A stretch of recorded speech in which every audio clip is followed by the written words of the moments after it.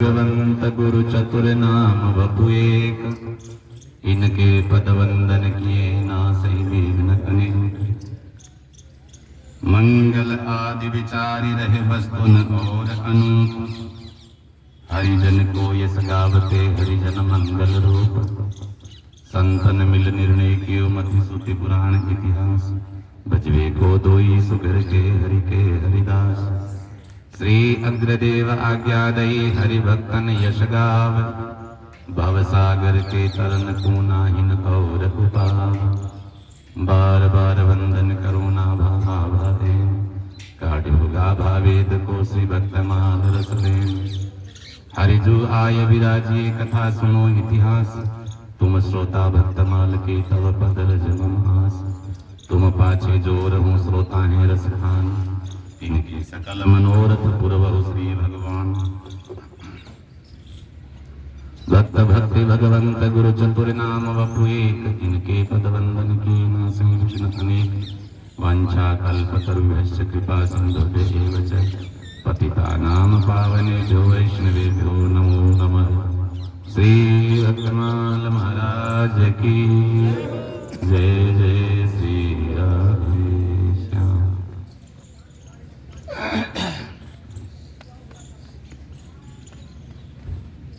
भक्तवांछा कल्पतरु, परम कृपालु परम दयालु श्री राधा सरस्वती हरि सरकार, परमहंस चक्र चूड़ामणि अवधूत शिरोमणि महामुनिंद्र व्यासनंदन भगवान श्री सुखदेव जी महाराज, उनके परम कृपा भाजन परम रसिकाचार्य आचार्य महाप्रभु श्री श्यामचरण दास जी महाराज, श्री गुरु महाराज की महती कृपा करुणा से आप हम सभी ब्रजधाम 84 कोष पद यात्रा के 10वें विश्राम स्थल पर श्री केदार भगवान की पावन तलहटी में आज की इस सत्संग का श्रवण करते हैं।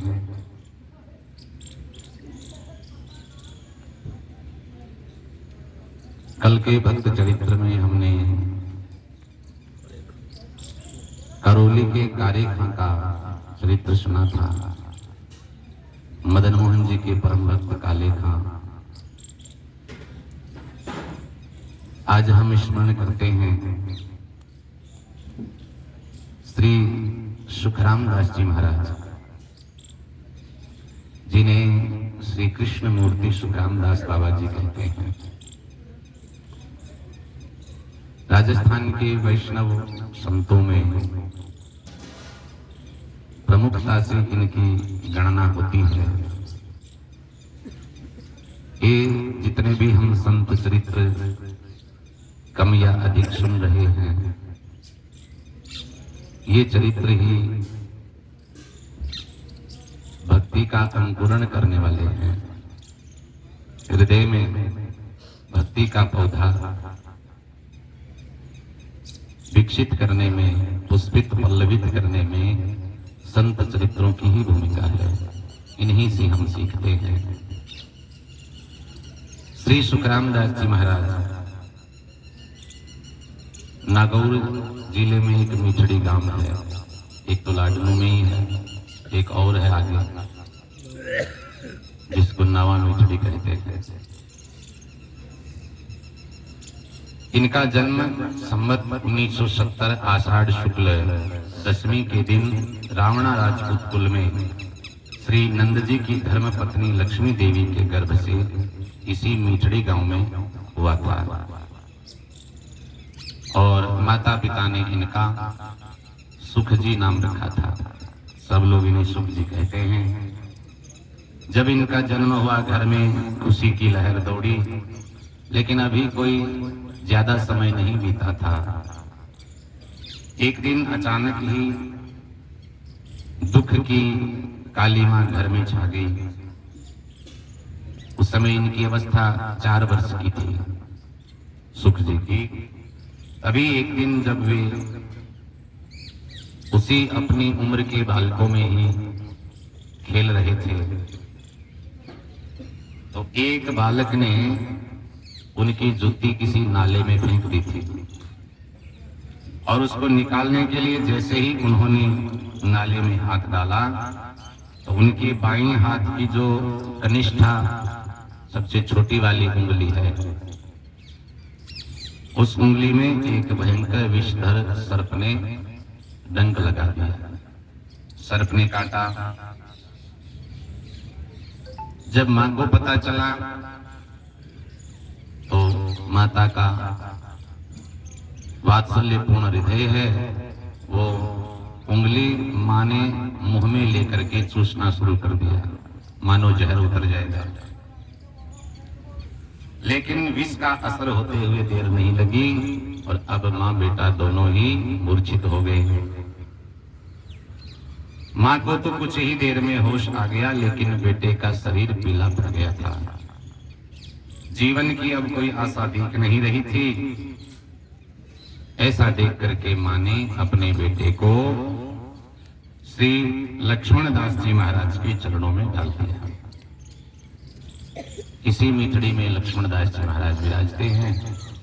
ले जाकर के उनके चरणों में डाल दिया और कहने लगी, महाराज अब ये बालक आपका है, मैं आपको भेंट करती हूँ, अब इसको जीवित रखो या ये इस संसार से विदा हो, अब आप जाना।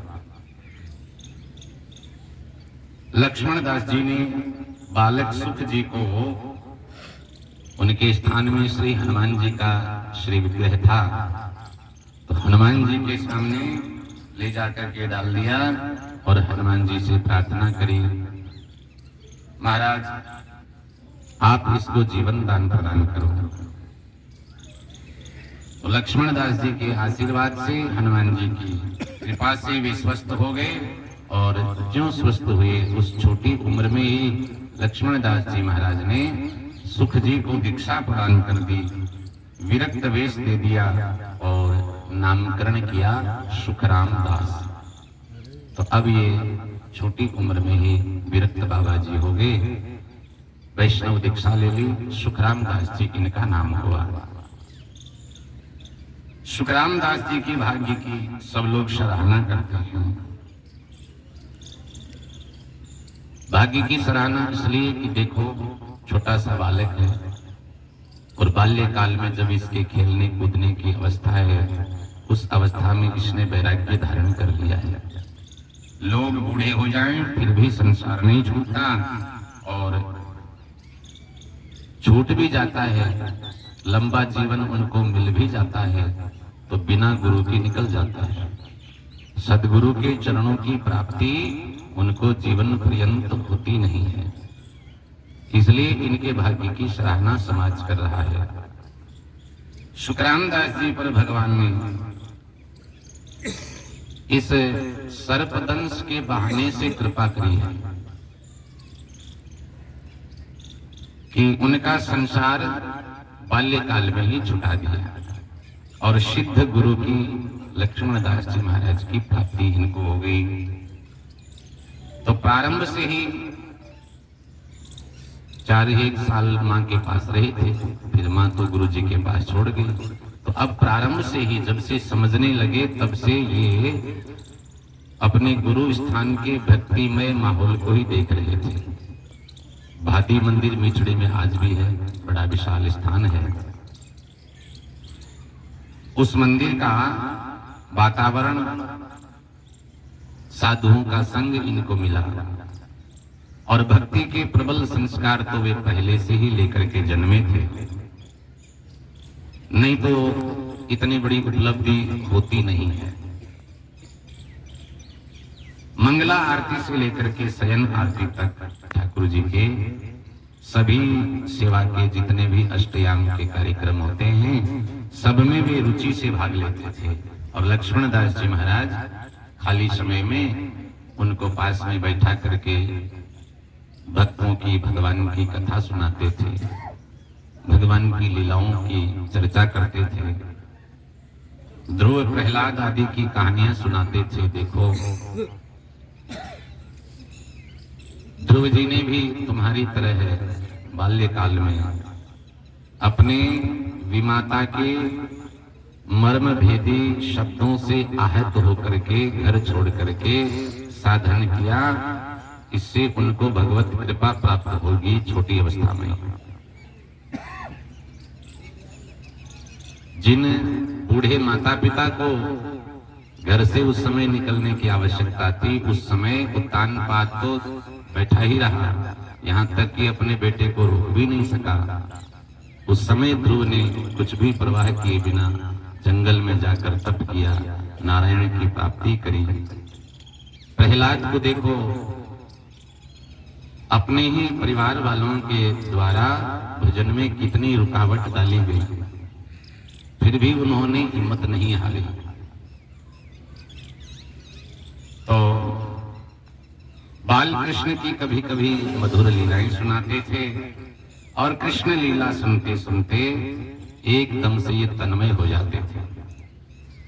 कृष्ण के संबंध में नाना प्रकार की जिज्ञासा करते थे। तो गुरु महाराज उनकी जिज्ञासा का समाधान करते हैं। लक्ष्मण दास जी महाराज कहते कि देखो, तुम जो पूछते हो कि कान्हा कहाँ है, क्या करता है, जो कृष्ण है वो यमुना में, यमुना के तट पर वृंदावन में सखाओं के साथ बड़ी सुंदर मनोहर लीला करते हैं। और जो ही वृंदावन की चर्चा सुनते, सुखराम दास जी महाराज एकदम कृष्ण मूर्ति ही होकर के बैठ जाते थे। वैसा ही उनका भाव नजर आता था।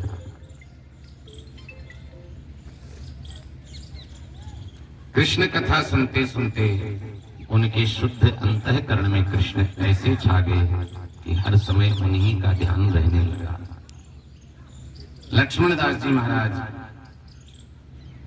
ये सोच रहे थे कि हमें अच्छा उत्तराधिकारी मिल गया, इस स्थान की परंपरा को ये आगे बढ़ाएगा। इसलिए उन्होंने बहुत सुंदर शिक्षा दीक्षा की व्यवस्था करी। सुखराम दास जी के लिए संस्कृत पढ़ाने के लिए पास के ही नावा गांव के संस्कृत विद्यालय में भेजा। उस समय जब वे संस्कृत का अध्ययन करके लौटे, उनकी आयु मात्र 13 वर्ष की थी। तो 13 वर्ष की अवस्था में गुरुजी ने इनको ठाकुर मंदिर में सेवा पूजा के योग्य मान लिया और अब धीरे धीरे संप्रदाय की रीति नीति के अनुसार भजन की पद्धति, सेवा की पद्धति बताई। पहले कहा कि द्वारका की शंख चक्र आदि की छाप लगाना जरूरी है, तो उनको द्वारका भेजा। सुखराम दास जी ने द्वारका जाकर के छाप लगवाई, द्वारकाधीश के दर्शन किए और वापस आए। तो गुरु जी ने कहा, अब इस स्थान को जैसे चलाना है वैसे आप ही चलाओ। सुखराम दास जी महाराज स्थान की सेवा में भी लग गए, संपूर्ण जिम्मेदारी अपने कंधों पर ली और साथ ही पुराणों का अध्ययन करने लगे। जो उनकी निष्ठा द्वारका जाने तक श्री कृष्ण के प्रति थी, अब वह उनकी निष्ठा श्री राधा के प्रति हो गई। श्री निम्बार्क परंपरा में और श्री सुख संप्रदाय की परंपरा में कोई विशेष भेद नहीं है, दोनों में ही राधा प्रधान उपासना है। श्री राधा के प्रति इनकी निष्ठा हो गई। भैया कृष्ण के प्रति प्रेम को बहुत जल्दी अनायास ही राधा प्रेम में इन्होंने मोड़ दिया।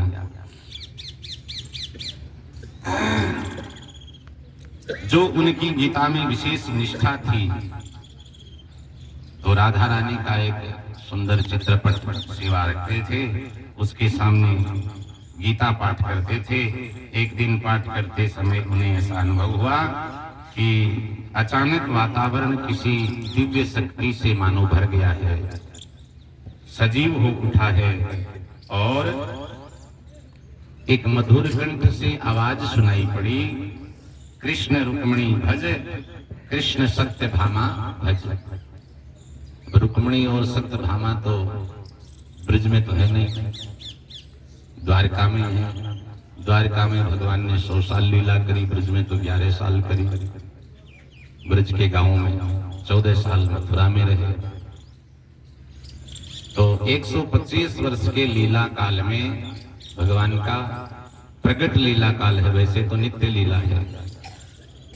प्रगट लीला काल में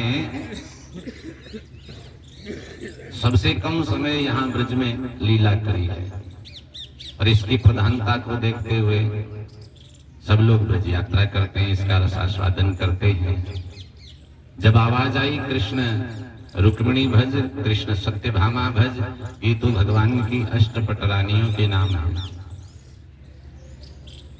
तो ये लगा कि ये राधा रानी हो सकता है कोई संकेत कर रही है, पर उनकी समझ में ये नहीं आया कि हम गीता जी का पाठ कर रहे हैं, राधा जी के प्रति निष्ठा है और कहा जा रहा है रुक्मिणी सत्यभामा को भजने के लिए।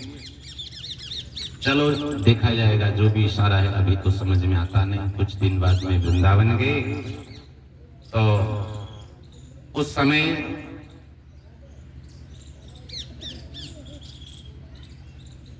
वृंदावन में एक तो सिद्ध संत किशोरी बाबा, जिनको मौनी बाबा भी कहते थे,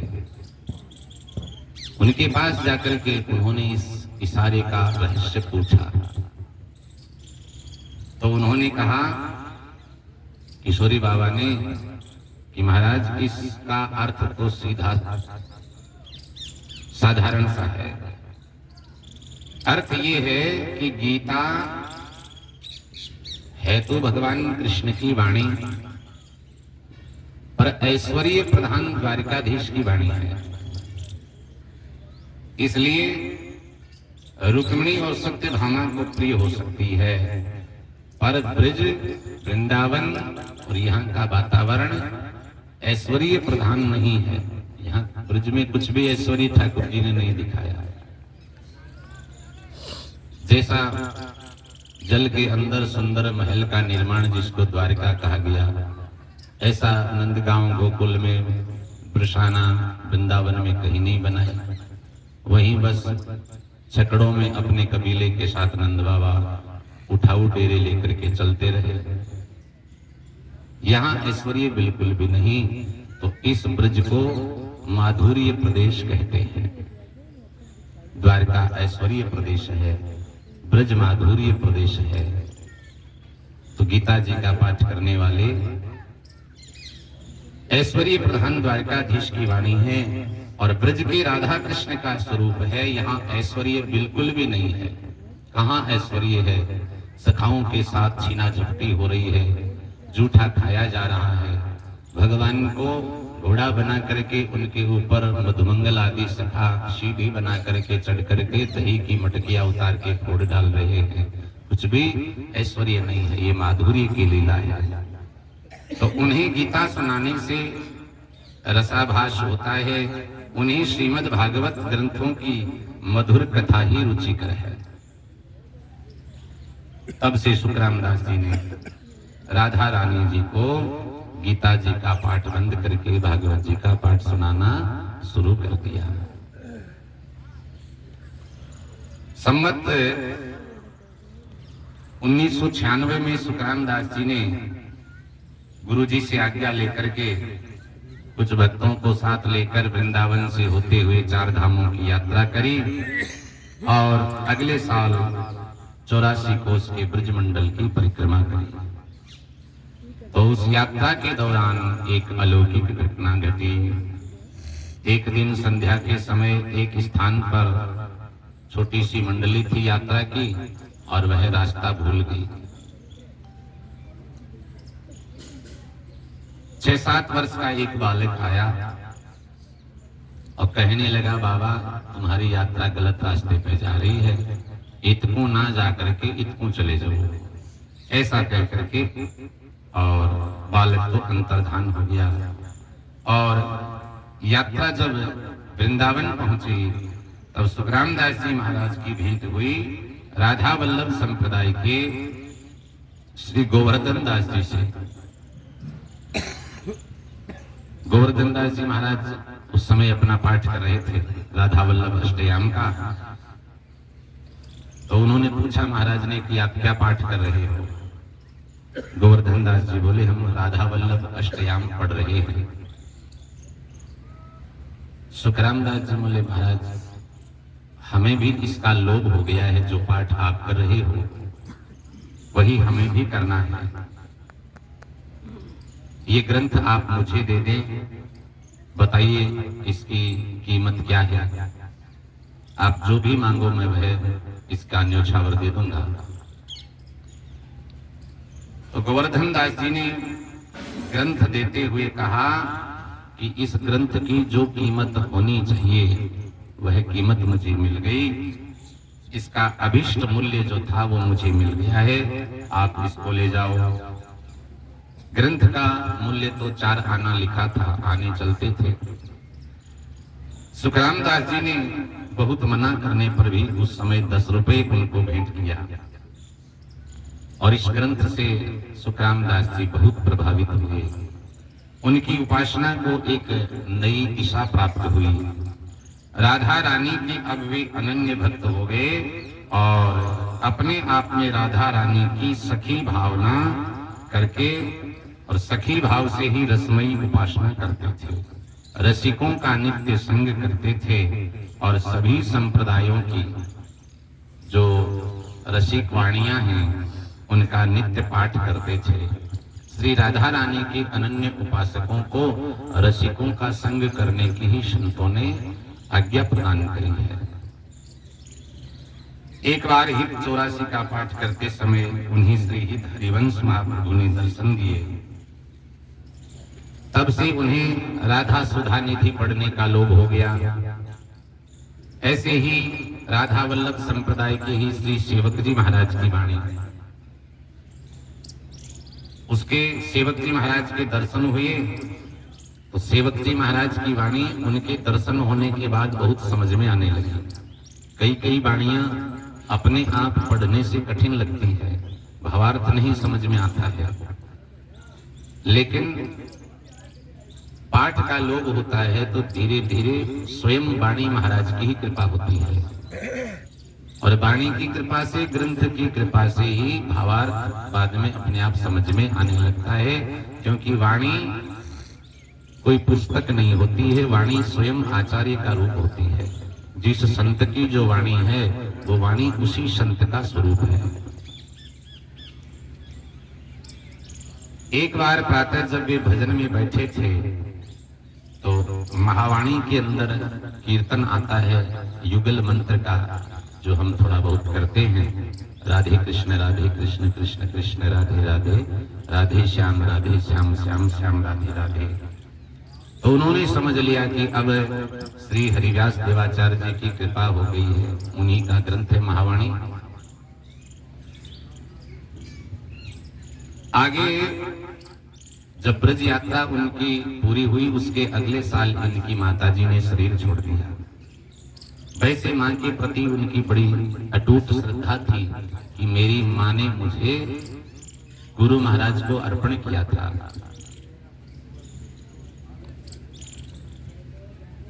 गुरु महाराज की शरणागत करके मेरे कल्याण का मार्ग मां ने ही प्रशस्त किया था, इसलिए उन्होंने प्रतिज्ञा की कि मैं साधु होते हुए भी मां के अंतिम क्रिया में भाग लूंगा। अंतिम संस्कार समाप्त होने पर जब सब लोग घर लौट गए तब वे शमशान पर और उनकी चिता पर वृंदावन की रज, यमुना जी का जल और प्रसादी वस्त्र चढ़ाने के बाद राधा रानी से प्रार्थना करी कि उन्हें अपनी शरण में ले ले। मेरी माता जी को आप अपनी शरण में रखो, भले उनके लिए, माँ के लिए मुझे आप नरकों में डालो। इसके पश्चात उन्हें चिंता रहती अभी भी कि न जाने मेरी माँ की क्या गति हुई होगी।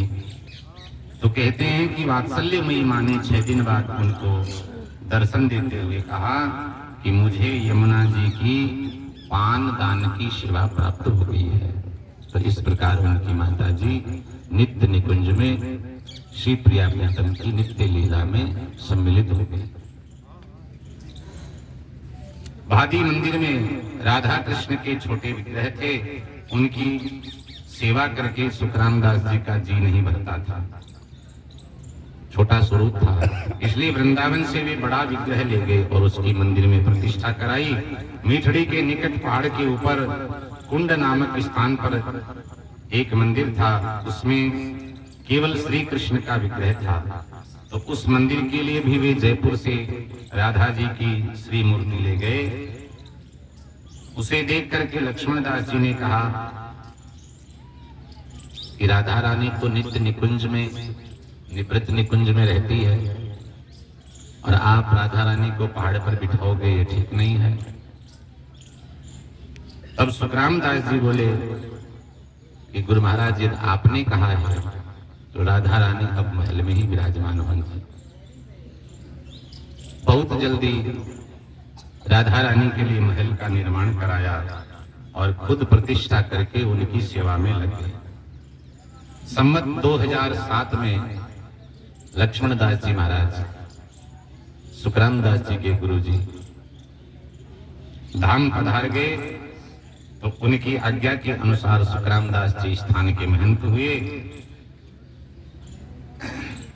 विधि विधान से उनके पीठासीन होने की प्रक्रिया संपन्न हुई। भाटी मंदिर सलेमाबाद के श्री श्री जी महाराज के अनुगत्य में है। उनकी परंपरा में तो श्री जी महाराज के निर्देशन में यह क्रिया हुई। पूजन के समय जो ब्राह्मण पुरोहित आए थे पूजा कराने के लिए, गणेश पूजन की तैयारी शुरू करने लगे। सुखराम दास जी महाराज बोले कि ये पूजा पद्धति तो ठीक नहीं है, मैं यह नहीं करूंगा। तो एक समस्या खड़ी हो गई। ब्राह्मणों ने समझाया, महाराज ये हम विधि विधान से कर रहे हैं, ऐसा ही नियम है, किसी भी कार्य में पहले हम पूजन करते हैं गणेश जी का। सुखराम दास जी ने अपना निश्चय सुनाते हुए कहा कि मैं राधा कृष्ण के सिवा और किसी का यजन पूजन नहीं करता हूँ और न हमारी इस परंपरा में होता है, इसको अनन्यता कहते हैं। भागवत जी में सुखदेव जी महाराज ने राजर्षि परीक्षित को प्रत्येक प्रसंग में इस बात पर दृढ़ किया है कि राजन, भगवान को अति प्रिय जो है वो अनन्यता है। भागवत जी का कोड वर्ड है अनन्य शरणागति। शरणागति प्रधान, अनन्यता प्रधान ग्रंथ ही है श्रीमद् भागवत। जब रास का प्रसंग आता है, रास की कथा हम सुनते हैं, रास के मध्य में ही ठाकुर जी अंतर्धान हो जाते हैं। गोपियां विरह में व्याकुल होती है, ठाकुर जी को पुकारती है। सुखदेव जी महाराज कहते हैं सब जगह ढूंढ ढांड करके गोपियां थक गई। अंत में गोपियों ने कहा कि चीज वहीं मिलती है जहां खोई होती है। यमुना तट तक तो ठाकुर जी साथ में थे, चलो वहीं ढूंढते हैं, वहीं मिले। तो वहां आकर के वापस गोपियों ने रुरुदु सुस्वरम राजन कृष्ण दर्शन लालसा। राजन, सभी गोपियां इकट्ठी हुई और सबने रुरुदु सुस्वरम, सुंदर स्वर में रोना प्रारंभ किया। बड़ी विलक्षणता है। सुंदर स्वर में रोना नहीं होता है, पर भगवान के लिए जो रुदन होता है उसको सुस्वरम माना गया है। संसार के लिए, भौतिकता के लिए जो रुदन होता है उसको दुस्वरम माना गया है। बोले सब एक स्वर में रो रही हैं। रो क्यों रही है? कृष्ण दर्शन लालसा, केवल एक ही लालसा है, श्री कृष्ण वापस प्रकट हो जाए। यही अनन्य शरणागति है। यशोदा मैया रस्सी और छड़ी लेकर के पीछे दौड़ रही है ठाकुर को बांधने के लिए। सब रस्सी जोड़ने पर भी 2 अंगुल छोटी पड़ जाती है। इसका तात्पर्य क्या है? अनन्य शरणागति। सब साधनों को जोड़ने के बाद भी हम 2 कदम पीछे रह जाते हैं जब तक अनन्यता नहीं आती है। सुखराम दास जी महाराज कहते हैं कि हम ऐसा नहीं करेंगे। हमारा किसी देवता के प्रति कोई द्वेष भाव नहीं, सबकी अपनी अपनी जगह प्रतिष्ठा है, लेकिन निष्ठा प्रतिष्ठा में फर्क होता है। मैं राधा कृष्ण का ही यजन पूजन करूंगा। ऐसा उनकी निष्ठा का भाव देख करके अंत में श्री राधा कृष्ण की ही पूजा करा करके सीधा उनको विराजमान कराया गया। पीठासीन होने के बाद सुखराम दास जी ने सपना देखा कि श्री चैतन्य महाप्रभु उन्हें चादर उड़ा रहे हैं। आज जो हम ब्रज की परिक्रमा कर रहे हैं और ब्रज के इन लीला स्थलों का कुंड वन कुंजों का दर्शन कर रहे हैं, इस ब्रज को पुनः स्थापित करने में दो महापुरुषों का बड़ा योगदान है। श्री वल्लभाचार्य जी महाराज सूरदास जी के गुरु जी और श्री चैतन्य महाप्रभु जी महाराज, बहुत परिश्रम किया इन महापुरुषों ने ब्रज का उत्थान करने में। जब चैतन्य महाप्रभु गिरिराज जी की परिक्रमा में आए, उस समय 2-4 फरलांग की दूरी पर इधर एक गड्ढे में काला पानी, इधर एक गड्ढे में कुछ सफेद पानी। जैसे हम बिहार वन भद्रवन जाते हैं तो पहले यमुना जी पार करते हैं और आगे जो नाला आता है जिसको गंगा जी ही मानते हैं, उसके जल में जितना फर्क है उतना ही फर्क दोनों तरफ पाया गया है। तो वहां के लोगों ने चैतन्य महाप्रभु जी से पूछा कि ये दो जगह जल भरा है, इनका नाम क्या है? बोले जिसमें काला जल है वो काली खेत है, जिसमें सफेद जल है वो गौरी खेत है। वहां बैठ करके चैतन्य महाप्रभु गुरु महाराज का स्मरण करने लगे। गुरु महाराज ने कहा काली खेत ही कृष्ण कुंड है, गौरी खेत ही राधा कुंड है। तब उन्होंने बड़ा परिश्रम करके राधा कुंड कृष्ण कुंड का प्रकाश किया, बहुत परिश्रम हुआ। चैतन्य महाप्रभु चादर उठा रहे हैं सुखराम दास जी महाराज को सपने में। इस प्रकार महाप्रभु का भी आशीर्वाद प्राप्त हुआ। महंत होने के बाद भादी स्थान में बड़े उत्सव चलते रहे, कीर्तन आदि के कार्यक्रम होते रहे। आश्विन मास में लक्ष्मण दास जी महाराज के धाम गमन के दिवस पर वृंदावन से विशेष मंडली मंगा करके रासलीला करवाते। कृष्ण जन्माष्टमी से राधाष्टमी तक रासलीला का विशेष कार्यक्रम होता था।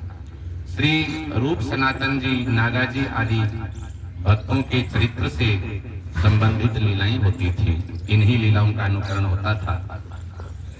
पीपा जी का चरित्र का अभिनय करवाने के लिए जब वे लीला लिखवा रहे थे, पीपा जी महाराज का जो चरित्र है भक्तमाल में आता है, उसकी लीला का मंचन होगा। तो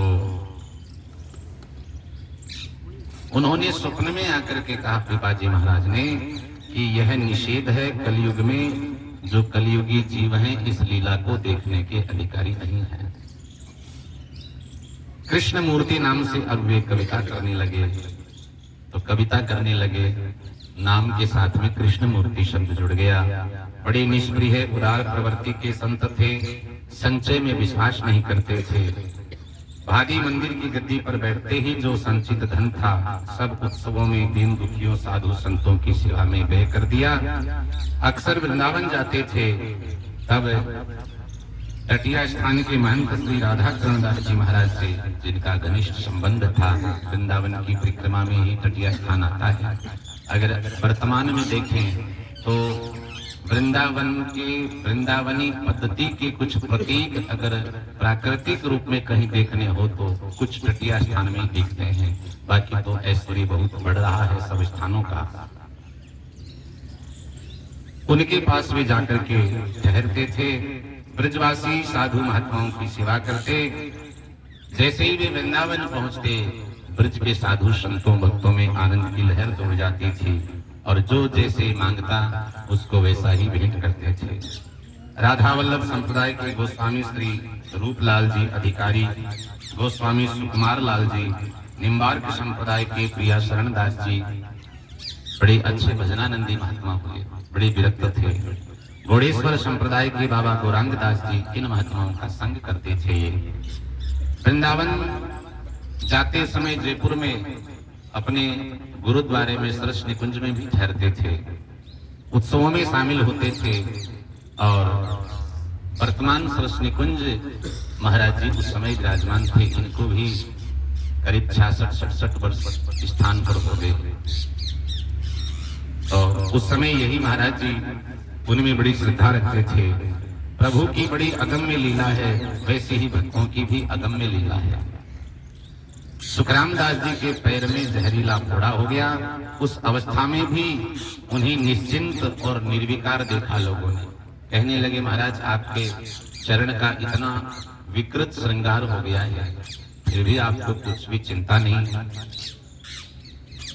तो उन्होंने शल्य चिकित्सा करवा ली, फोड़ करके शल्य चिकित्सा करते हैं तो जो फोड़ा फुंसी उभरा हुआ होता है उसके वे मांस को धीरे धीरे काटते रहते हैं, ऐसे जैसे उनका पैर है ही नहीं था। बिल्कुल भी उफ किए बिना राधा नाम रट रहे थे। 2021 संवत श्रावण कृष्ण पंचमी को सुखराम दास जी ने धाम गमन किया। धाम गमन से कुछ समय पहले उन्होंने अपने शिष्यों को बुला करके अंतिम उपदेश दिया।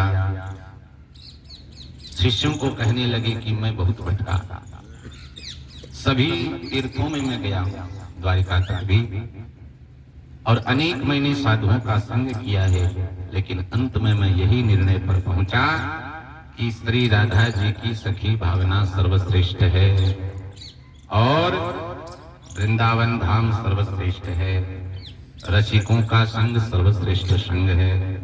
इसलिए अब तुम्हें कहीं भी भटकने की आवश्यकता नहीं। मेरे इस अंतिम निर्णय को तुम सुन लो। राधा रानी को, और राधा रानी जिस निवृत्त निकुंज में जहाँ की अधीश्वरी है, उस वृंदावन को पकड़ कर बैठ जाओ, तुम्हारा निश्चित कल्याण है। वही तुम्हारे चरम कल्याण का मार्ग है। जो इस बात पर विश्वास करके इसको पकड़ लेगा, उसको राधा रानी की सेवा प्राप्त होगी। बाकी मैं अब अधिक समय तक नहीं रहूंगा। जिस प्रकार हनुमान जी राम जी का नाम लेकर के एक छलांग में समुद्र को पार कर गए, एक राधा नाम लेकर के सुखराम दास जी महाराज कहते हैं, एक राधा नाम लेकर के मैं एक छलांग में इस भव सागर से पार होकर के निवृत्त निकुंज में पहुंच जाऊंगा। यदि तुम राधा नाम लेते रहोगे तो भैया तुम भी सहज में ही श्री ठाकुर जी के निकुंज में पहुंच जाओगे। श्री भक्तवत्सल भगवान।